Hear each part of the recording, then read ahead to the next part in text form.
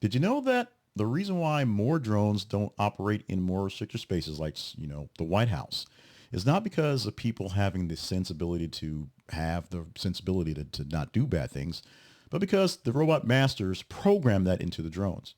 DJI, the leading manufacturer of drones here in the States, is now announcing it's no longer enforcing automatic geofencing restrictions in the United States. Period.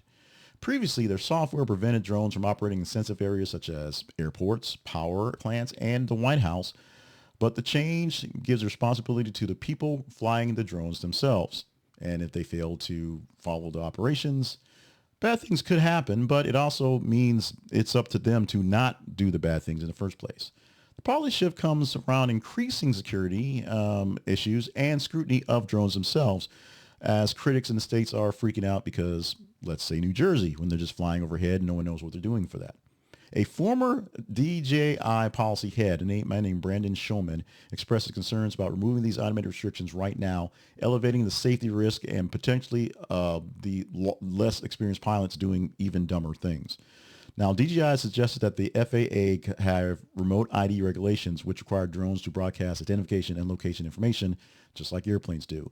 And this will assist authorities in monitoring where they're going. There's one thing to have the monitoring things that can see smaller things flying, but it's a whole other thing if all drones now have a responder, a transponder that says, I am a drone. I'm Bob's drone. Bob's drone is flying here. That way you can maintain what's going there. It maintains airspace for all folks, and it's actually a jump forward in technology that seems to make sense.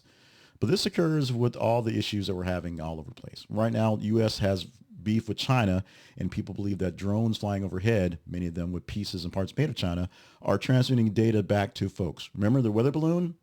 Yeah, that type of stuff.